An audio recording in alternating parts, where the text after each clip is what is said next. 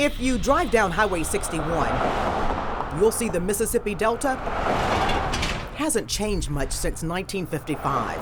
Cotton on either side of the roads and fields as far as the eye can see.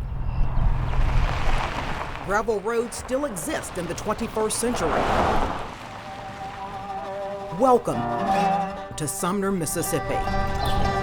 Population 400.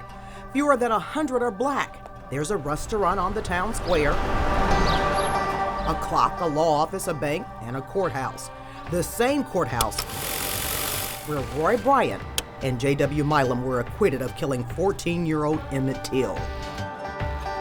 John Wiltshire sits on the Emmett Till Memorial Commission.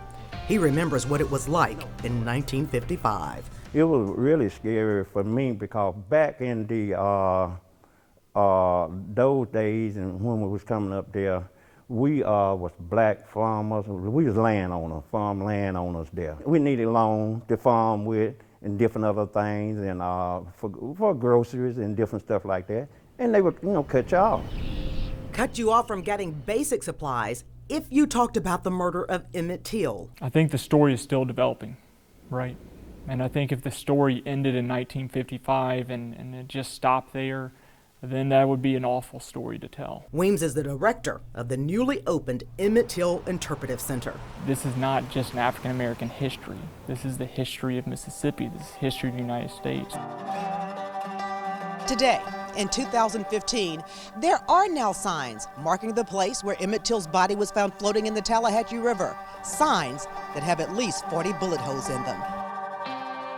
And that's just one of the reasons members of the Interpretive Center want to start conversations about the death of Emmett Till. When we understand our history and we understand the systems that allowed this type of thing to happen, we understand how we can move forward. That talk began in 2007 when a group of elected officials stood right here in front of Till's family and read an apology in front of 400 people on these very steps.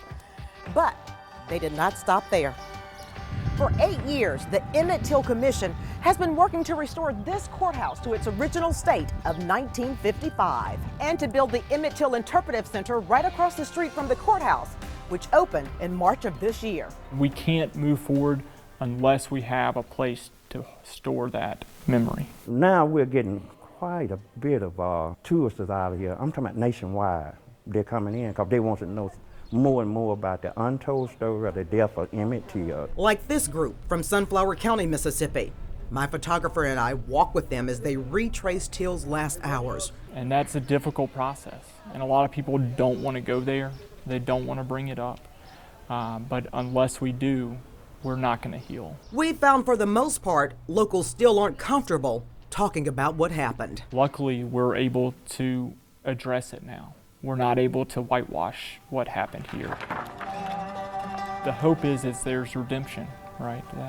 That we can continue to evolve and tell a new story. And that story begins here. There are only about 10 exhibits in the Emmett Till Interpretive Center and a small library where you can read about the teen who was killed for whistling at a white woman.